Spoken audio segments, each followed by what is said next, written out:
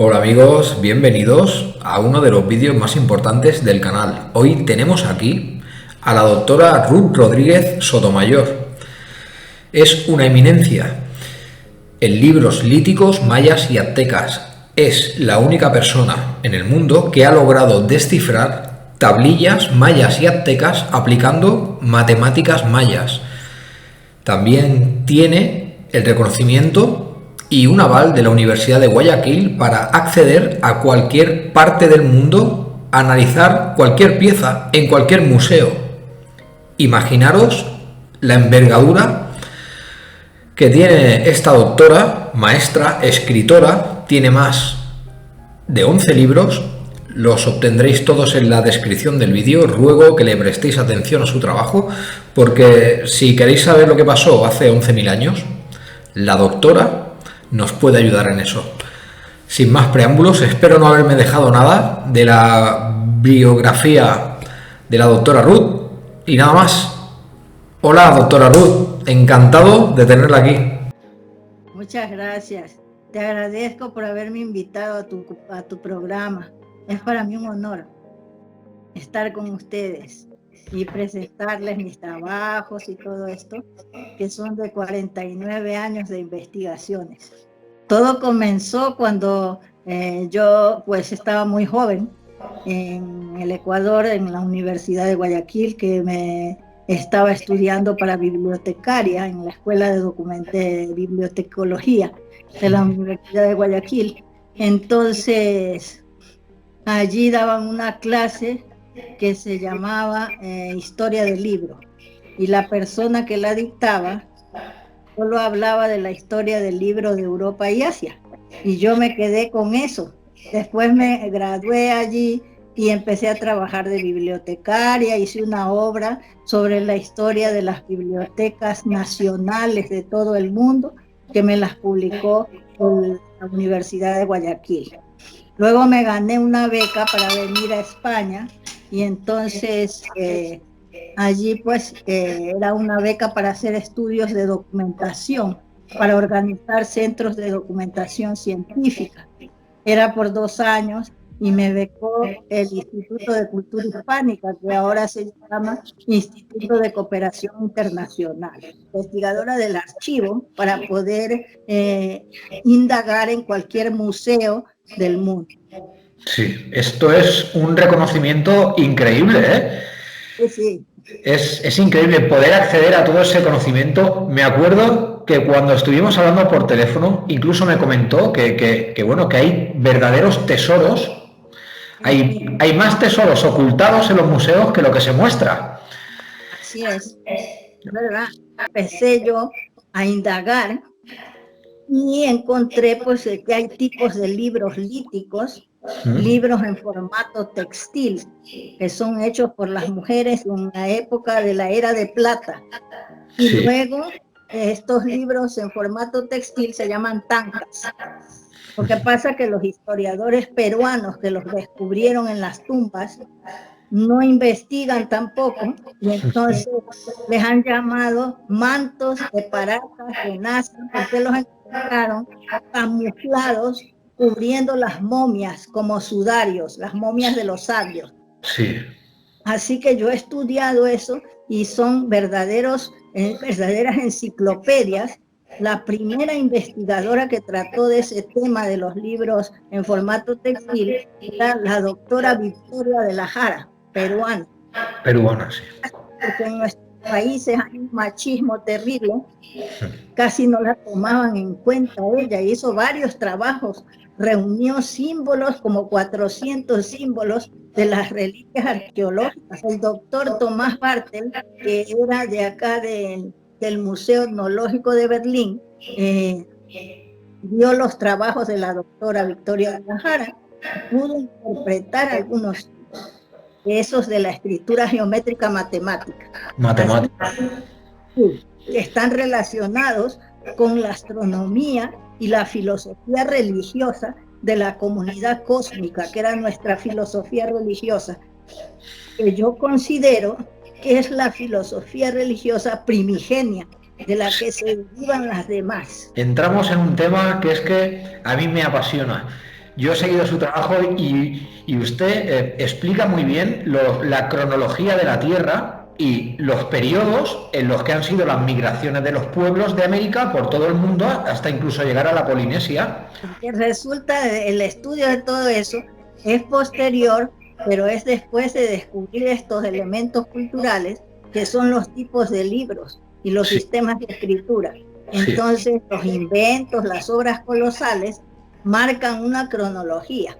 Entonces, vienen después de los tipos de libros en formato textil, vienen las quelcas, que que- son libros en hojas de plátano preparadas. Por eso el plátano es de América, porque de las hojas de plátano hacían libros como los libros de ahora, sí, cosidos en el lomo, y Humboldt fue uno de los testigos que logró ver ese tipo de libros porque vio al último rey de Licán, que es un rey maya, porque los Can es un linaje maya, que dice que estaba traduciendo al castellano un libro de esos, pero él no tuvo ¿cómo se puede decir?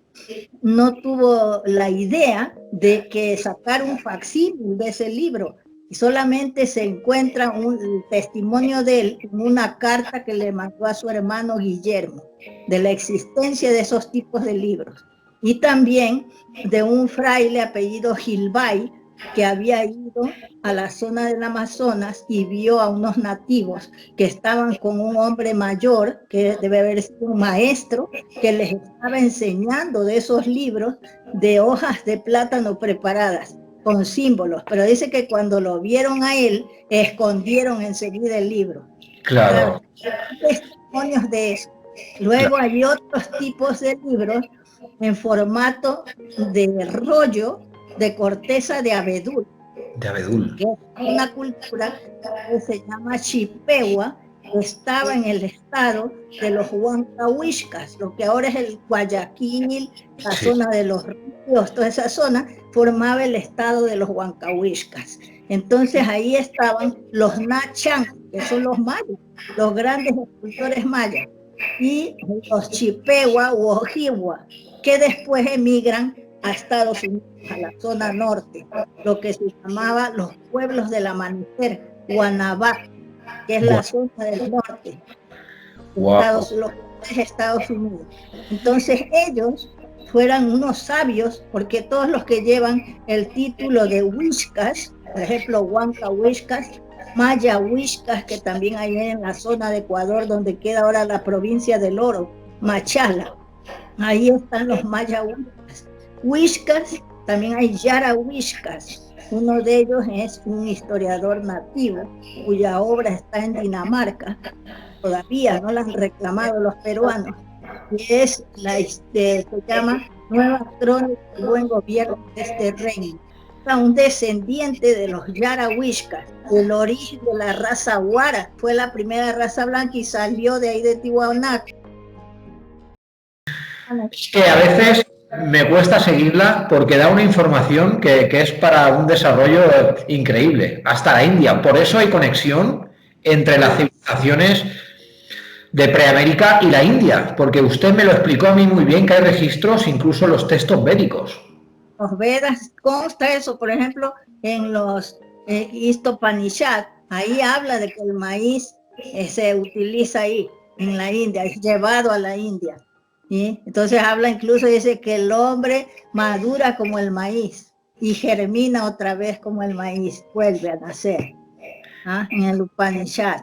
Qué Claro, interesante. por eso el maíz es de América. Sí, sí, Entonces, Ramayana, Mahabharata, todo, hay en esos libros principales, el Srimad Bhagavatam, que es el más grande de los Vedas, se habla de la llegada de los preamericanos allí, sí. justamente en el 25 de diciembre, hace 12.000 años antes de Cristo, arribaron a la India los preamericanos.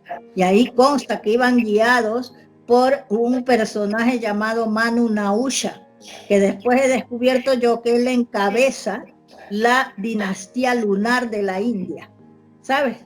Entonces, pero todavía no sé si era preamericano o era de la India, Manu Nausha. Y significa Manu Nausha, quiere decir legislador de muchas naves. Y el nombre que daban a esa celebración de la llegada de los preamericanos a la India se llamaba Nauviadana. Nauviadana, de ahí se deriva Navidad. La Navidad. Madre mía, Pero por favor. el Papa Gregorio, que creó el calendario gregoriano, como ellos ya habían dicho que los preamericanos estaban aislados y no hacían navegación de altura, y eran salvajes, brutos, hordas sanguinarias, no querían que se sepa que habían arribado a la India. Sí.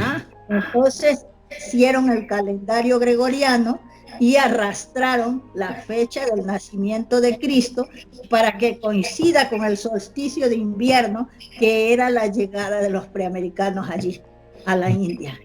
Pero existen pruebas. Sí, y hay un sabio argentino, Florencio de Basaldúa, que en 1901 publicó una obra que se llama Las memorias de la raza roja en la prehistoria, porque ahí demuestra que descubre él eso también que figura en la India, la llegada de los preamericanos al Indostán, el 25 de diciembre, hace 12.000 años. 12.000 años. Es que claro, sí, disculpe que le corte, doctora, según los baremos oficiales, en el preamérica, en América no había ciudades complejas hasta hace 3.000 años. Pero todo esto, claro, pero todo esto se lo llevan por delante todas las pruebas. Claro. Diciendo, claro, y se sigue ocultando. Yo creo que es que Europa y el mundo entero le debe mucho a América. Sí. Lo primero que le deben es una disculpa por todo lo que pasó y por todo lo que han expoliado. Porque yo creo que le debemos mucho a América porque la vida y el conocimiento salió de ahí cuando bajaron las aguas verdaderamente. Este aval que le otorgaron a usted para estudiar cualquier tipo de pieza en cualquier tipo de museo, esto no todo el mundo puede tener ese reconocimiento. Y me gustaría que nos explicara algo sobre estos tiempos antiguos, sobre antes del diluvio. ¿Cómo era la vida? ¿Qué tipo de humanos había? Porque usted habla también de algo llamado el proyecto humano. Si eso es el proyecto, somos nosotros el proyecto humano, porque no somos perfectos. Sí. ¿Sabes? Entonces yo veo eso, que en la evolución hay unos que van más atrasados, ahora en esta época mismo. Y entonces sí. En esta época que en la India se llama el Kali Yuga, pues es que hemos perdido la sabiduría que existió en tiempos remotos, de esas culturas que hacían obras maravillosas, obras ciclópeas en todo el mundo. En la India se ha descubierto y están publicando ahora fotografías de obras maravillosas, ¿sabes? Pero ahora se ha perdido todo eso, se va perdiendo, porque ahora es el triunfo de las bajas pasiones, el tiempo de la confusión mental. Los que gobiernan los países no son sabios, como antes en otros tiempos, en la era de oro, era de plata, todo eso eran sabios los que gobernaban, y había un consejo de sabios que regía esas naciones. Pero es que ahora no, ahora lo que hay gente corrupta, que explota al pueblo, lo deja evolucionar. En cambio, existe eso de la competitividad impuesta por los comerciantes norteamericanos, que si el que sabe aplasta al que no sabe, o lo explota. En cambio, antiguamente, el que sabía, el sabio, ayudaba a los que estaban detrás para que avancen en la evolución. Y entonces ahí se demuestra que estamos en una era de oscuridad totalmente. Sí, de oscuridad y secretos, porque todo esto usted lleva 49 años investigando y aún a día de hoy sigue haciéndolo. Quedan cosas ocultas todavía, que no las estudian en mi propio país, ¿sabes? Están amontonadas las reliquias en los museos con escrituras, pero nadie estudia. Nadie se atreve, no tienen, parece que se consideran que no tienen capacidad para interpretar eso y lo dejan ahí. Sí. Me gustaría hacer una pregunta Doctora, y usted es la única persona que ha logrado interpretar el contenido lítico de los libros de piedra aplicando matemáticas mayas. Sí. ¿Cómo se desarrolla este trabajo? Porque es increíble. Ahora te voy a enseñar algunos trabajos, porque ahora este próximo mes saldrá la segunda edición de mi obra de los tipos que se llama El mensaje oculto de los libros líticos andinos. Entonces, en esa obra yo hago un estudio, pues aquí tienes, por ejemplo, la primera edición. Espléndido. Entonces, en esta obra hago estudios. Esta es una tablilla que tenía el cura Crespi, que le habían obsequiado los nativos de allí, de las galerías subterráneas. Sí. Y cuando murió, resulta de que la orden salesiana a la que él pertenecía vendió la reliquia a un coleccionista norteamericano. Discúlpeme un momento, el libro este de Guillermo Aguirre, de Lírico y Profundo, yo lo leí hace un año, lo he recomendado muchas veces en el canal, y cuenta una historia como Moritz llevó a su amigo por estas galerías hasta llegar hasta un lugar donde había una criatura en un sarcófago de piedra, Sí, como dormida o de milenios anteriores. O sea, esto es increíble, doctora, es increíble. Estaba hibernando. Ese es un maya que cuida esas galerías y cuida de ese tesoro. ¿Sabes? Wow, doctora, wow. Yo descubro que hay nombres que son del sánscrito y por eso me puse a estudiar los Vedas. Y descubrí ahí eso de que nombran a los preamericanos que van a la India y todo eso. Y hablan de los mayas, que el origen de ellos está no en México, sino en la Atlántida.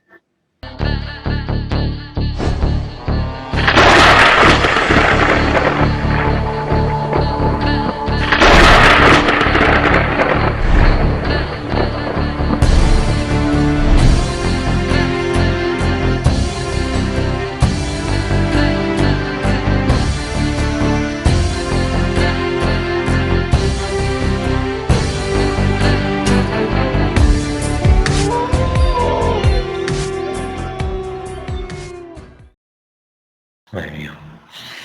Los tipos de libros hay que hablar muchas cosas porque luego vienen los tipos de libros de papel, los libros de piel.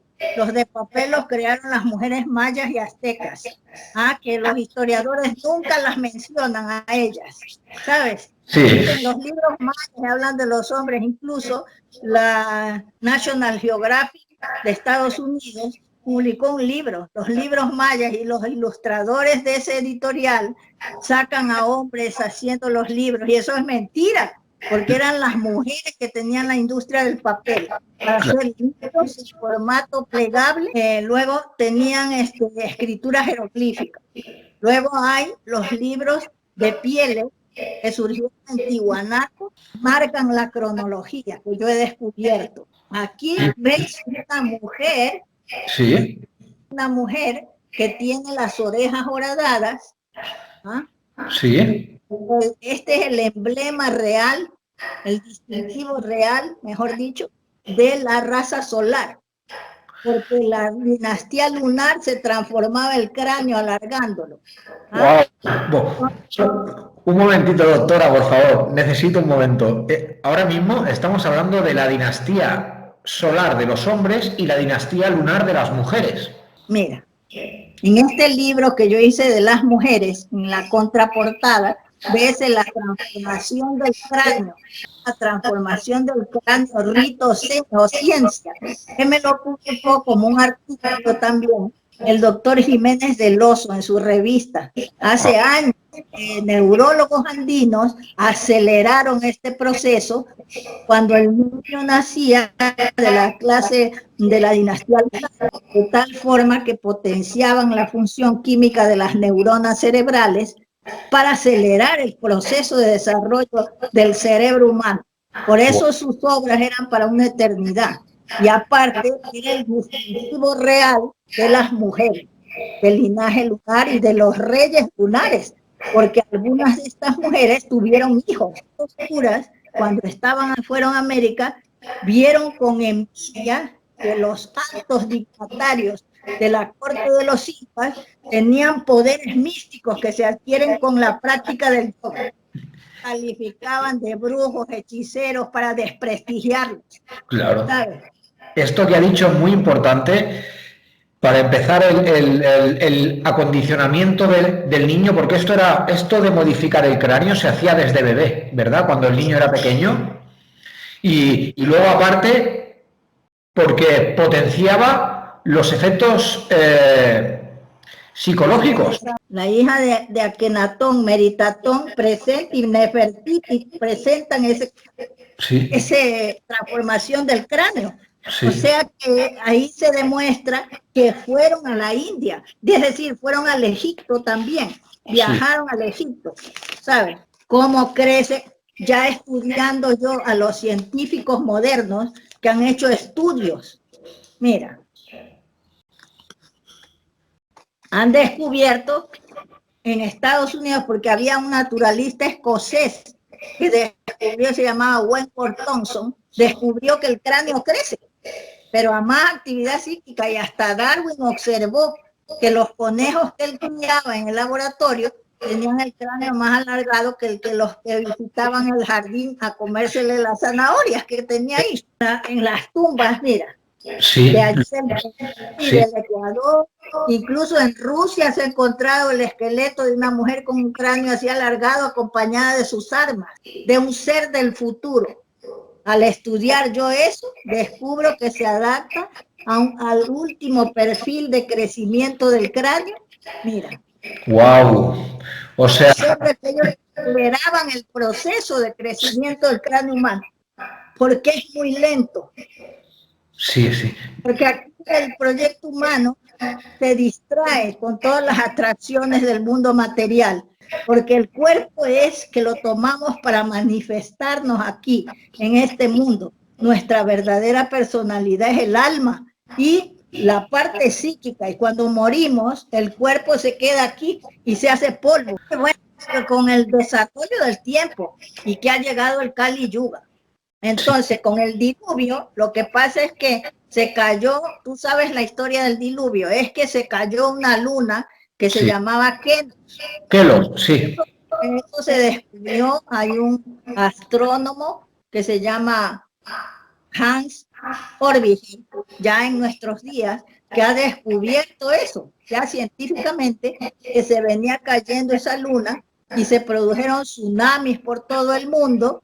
Y entonces las culturas preamericanas, las de la zona andina, pusieron toda su tecnología, según lo que dice el señor Morix, pusieron en actividad toda su tecnología para condicionar las cuevas de allí de la zona andina. Y hicieron un mundo subterráneo porque caían, dice, lluvia de fuego y rocas candentes. Y se ocultaron ahí.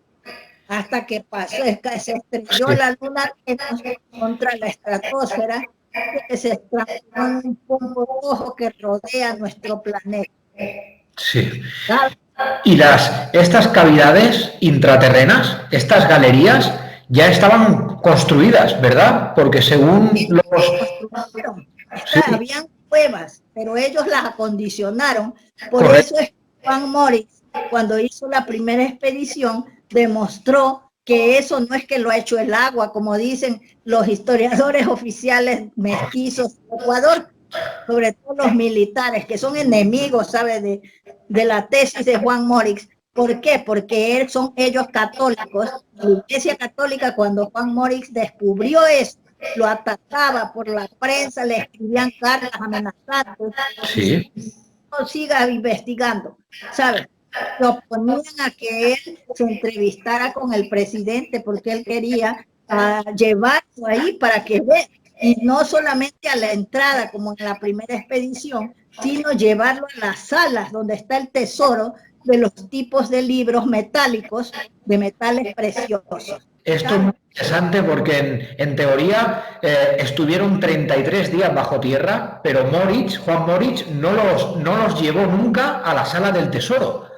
Claro, no los llevó. Él quería fundar una asociación de personas intachables que cuidaran del tesoro y que haya un destacamento del ejército o de la policía que cuidara y que no entren a robarse porque todo el mundo quería ir a coger las láminas hasta ahora para robarse y fundirlas en lingotes, no para estudiar lo que contiene. Entonces él defendía eso porque dice que en la India también hay los libros que tú ves en los templos que son de hojas de palmera que consultan los neófitos. Blavatsky dice que los originales están registrados en láminas de oro y plata que están en galerías subterráneas para que manos espurias no los toquen. No, increíble, increíble, doctora, increíble. Estamos hablando de objetos, reliquias que contienen conocimientos de cómo era el mundo antes de nuestra humanidad, por decirlo así. De toda la humanidad está ahí. Entonces resulta que a Morix no lo dejaron que se entrevistara con el presidente, lo insultaban y él se decepcionó y rompió su obra que se llama El origen americano de los pueblos europeos, en que demuestra que unos pueblos poderosos que en Hungría les llaman los taltos y velas, construyeron, que eran de allí, de la zona andina, construyeron ese mundo subterráneo y salieron de allí, de la zona del Ecuador, por mar, siguiendo la ruta del sol por mar, a fundar los pueblos de origen desconocido, como son sumerios, etruscos, irlandeses, mayores, húngaros, vascos. ¿Bien? Entonces él demostró eso y rompió el libro y dice el doctor Peña que fue y dinamitó la zona de entrada, pero antes lo llevó, dinamitó la entrada de las salas de tesoro, para que nadie vaya ahora a tocar eso.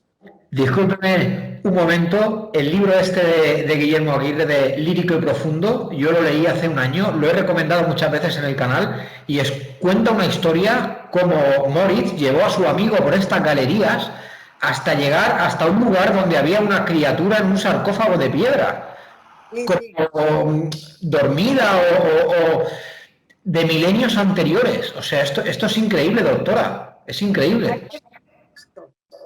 Estaba hibernando. Ese es un maya que cuida esas galerías y cuida de ese tesoro. ¿Sabes?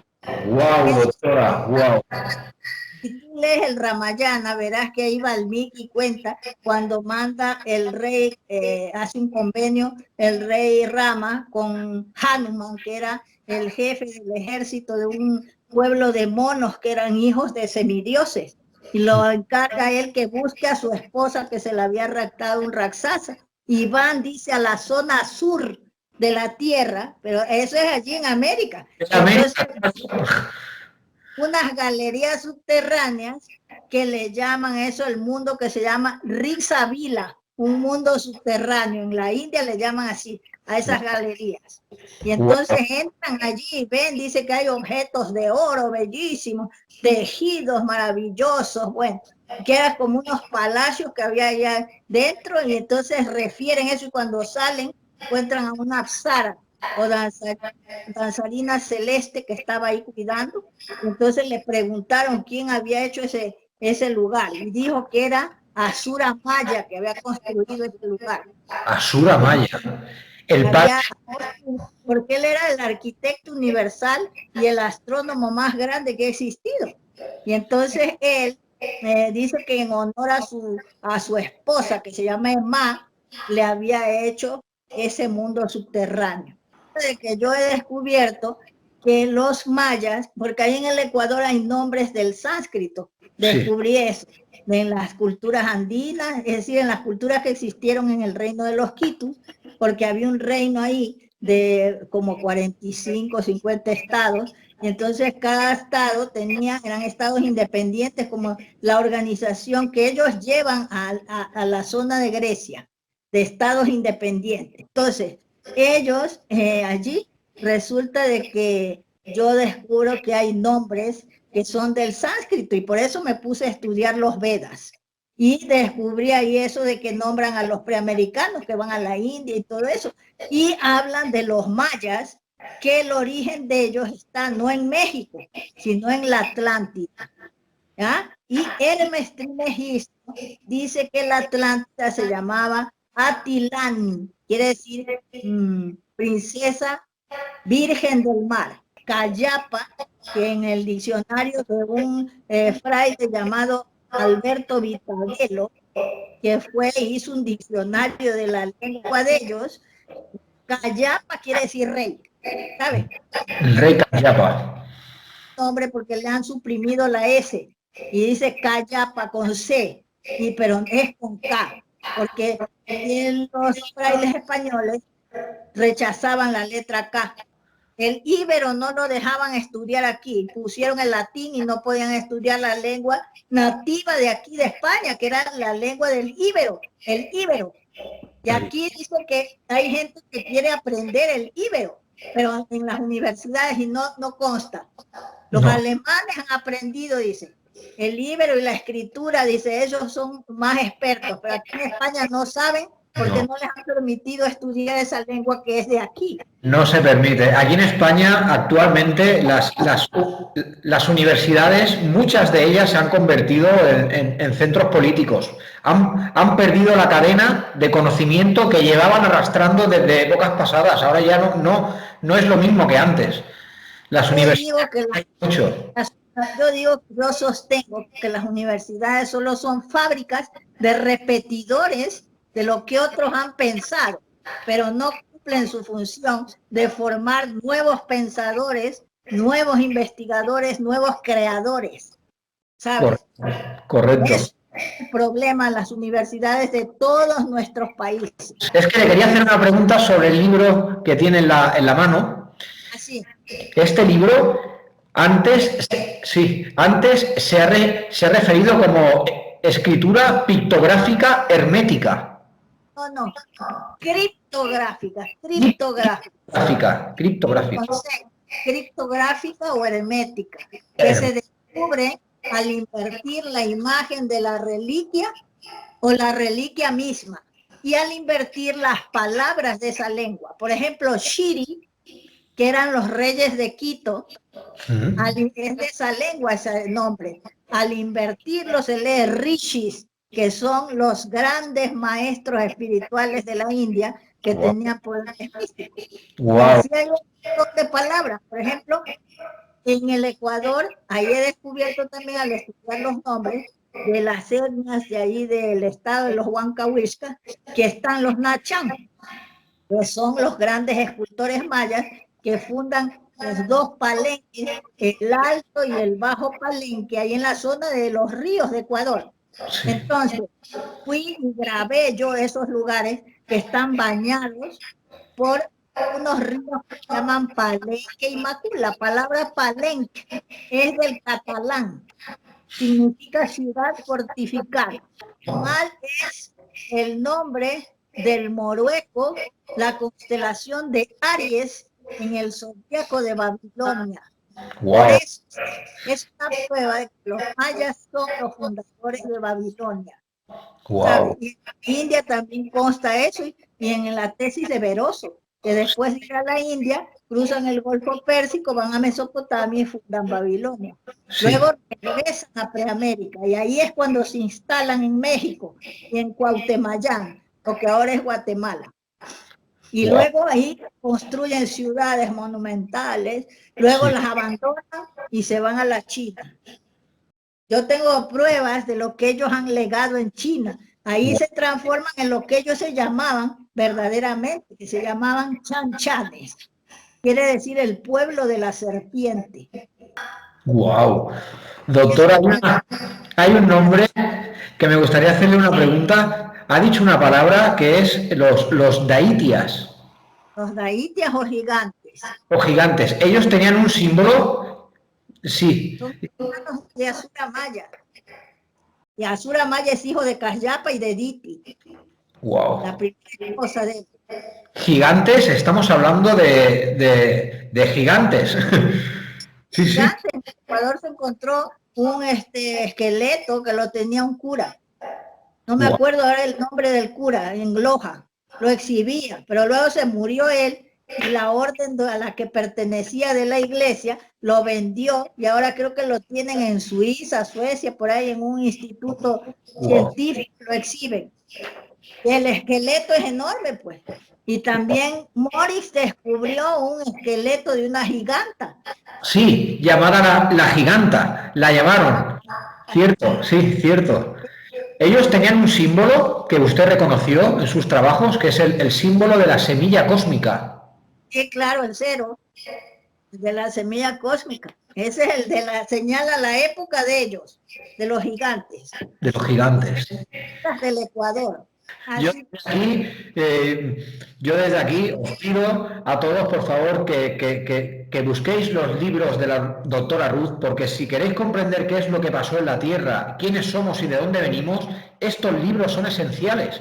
Nadie ha hecho en el mundo lo que ha hecho esta mujer. Nadie. Por eso decía que este vídeo es muy importante, porque podemos saber de dónde venimos y todo el sistema que hay ocultando todas las pruebas. Como muy bien ha dicho la doctora, incluso han llegado a modificar palabras para no tener que explicar la raíz de la palabra, que viene de América.